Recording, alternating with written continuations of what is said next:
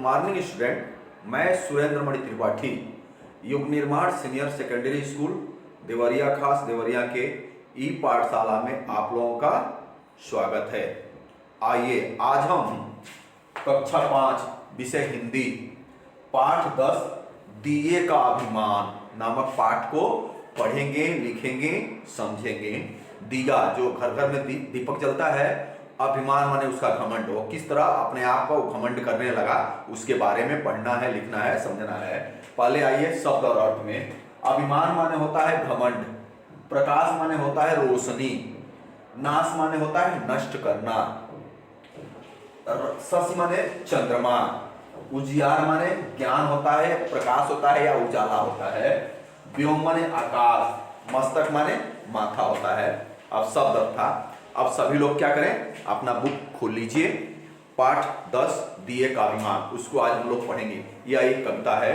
देखिए, संसार में कोई कितना भी बड़ा या महत्वपूर्ण कार्य करे, परंतु उसके मन में अहंकार उस कार्य के प्रति अपने ऊपर अभिमान आ जाता है। मनुष्य इस संसार में आप कोई भी काम करिए, बड़ा या छोटा, आपके ऊपर एक अहंकार आ जाता है, मन में अहंकार आ जाता है, उस कार्य को महत्ता समाप्त हो जाती है। जब अहंकार आएगा तो जो भी आप अच्छा काम करेंगे उसकी महत्ता क्या हो जाएगी, समाप्त हो जाएगी, और वह व्यक्ति शर्मिंदित होने को विवश हो जाएगा। ऐसे ही शिक्षा कवि ने दीपक के माध्यम से प्रस्तुत किया है। कहने का तात्पर्य है कि हम कोई भी काम करें, छोटा करें या बड़ा करें, अपने मन में कभी घमंड न लावे, अभिमान न लावे। अगर हम घमंड ला दिए, अभिमान ला दिए तो क्या होगा, हमारा वह किया गया सारा काम, सारी अच्छाइयां समाप्त हो जाएगी और हमें एक ग्लानि महसूस होगी, शर्मिंदगी महसूस होगी। आइए पाठ को हम लोग पढ़ रहे हैं। जलते दिए को यह हो गया अभिमान, लगा सोचने सूर्य चंद्र से भी है वह अधिक महान। दीपक जल रहा था, उसको घमंड हो गया, अभिमान हो गया कि हम सूर्य और चंद्रमा से भी अधिक महान हैं। सूरज जो करता है आकर दिन में सिर्फ प्रकाश, किंतु रात में अंधकार का मैं ही करता हूं नाश। दीपक ने कहा कि सूर्य तो केवल दिन में ही आकर के प्रकाश फैलाता है, उजाला करता है, लेकिन मैं क्या करती हूं, मैं तो रात में जब अंधेरा हो जाता है तो हम चारों तरफ प्रकाश फैलाता हूं। शशि भी मिटा नहीं पाता अंदर का अधियारा, मैं ही घर के कोने कोने को करता उजियारा।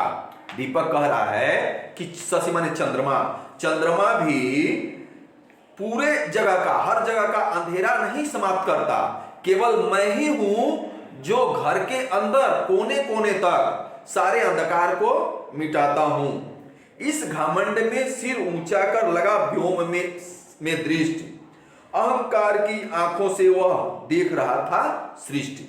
यानी उसको इतना घमंड हो गया कि वो अपना सिर ऊंचा करके आसमान को देखने लगा। उसके आंखों में इतना अहंकार हो गया, घमंड हो गया कि वह पूरे सृष्टि को भी अपने मन से देखने लगा कि मैं सबको उजाला फैलाता हूं। इतने में ही लगा हवा का हल्का झोंका एक, सिर नीचे हो गया, बुझ गया रही धुएं की रेख। तब तक क्या हो रहा है, एक हल्का हवा का झोंका चला तभी, और दीपक क्या हो गया, बुझ गया। अब उसका सिर क्या हो गया, शर्म के मारे नीचे हो गया, यानी शर्म के मारे उसका सिर क्या हो गया, झुक गया, और दीपक बुझ गया, केवल एक हल्का सा धुआं निकल रहा था। सोचो क्या आंधी तूफानों के भी सतत प्रयास, बुझा सके रवि शशि नक्षत्रों का कभी प्रकाश। तुम यह सोचो, एक हल्का हवा के नाते दीपक बुझ गया, लेकिन तुम यह सोचो क्या आंधी और तूफान में भी सूर्य और चंद्रमा और नक्षत्रों के प्रकाश को कोई बुझा सकता है? नहीं, कभी नहीं बुझा सकता। मिट गया हल्का सा झोंका है दीपक को एक हल्का झोंका आया और दीपक के अभिमान को समाप्त कर दिया, घमंड को क्या कर दिया, समाप्त कर दिया, और खींच गई उसके मस्तक पर कलंक की रेख। और वह घमंड करके सारा अच्छा काम करके अपने सिर पे मस्तक पे कलंक लगा लिया। अहंकार का सदा जगत में होता है दुष्परिणाम, करो बिना अभिमान तुझे जो कुछ करना है काम। कवि द्वारिका प्रसाद महेश्वरी जी कह रहे हैं कि अहंकार करके जो संसार में कोई काम करता है उसका परिणाम क्या होता है? बुरा होता है। इसलिए जो भी तुम काम करना चाहते हो वह बिना अहंकार के करो। यही पाठ द्वारिका प्रसाद महेश्वरी ने हमें दिए के माध्यम से मनुष्यों को समझाया है कि तुम अच्छाई करो लेकिन कभी अहंकार मत करो। अच्छाई करोगे, अहंकार करोगे तो तुम्हारा मान सम्मान सब समाप्त हो जाएगा। अब आइए हम लोग प्रश्नोत्तर में देखिए, दिया सूर्य और चंद्रमा के बारे में क्या सोचता है? दिया सूर्य और चंद्रमा के बारे में सोचता है कि वह इन लोगों से बड़ा है। दिए और नक्षत्रों के प्रकाश में क्या अंतर है? दिए का प्रकाश थोड़े देर तक होता है जबकि नक्षत्रों का प्रकाश बहुत देर तक रहता है, दिनों तक रहता है। दिए का घमंड कैसे समाप्त हुआ? हवा के झोंके से दिया बुझ गया, इस तरह उसका घमंड समाप्त हो गया। आप लोग इस शब्द अर्थ को और यह प्रश्नोत्तर को अपने कॉपी में लिख लीजिएगा आराम से, और उसके बाद इस पाठ को पढ़ लीजिएगा और इसके अर्थ को भी समझ लीजिएगा।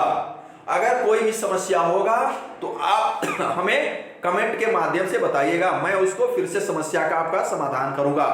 आज के लिए भी इतना ही, धन्यवाद।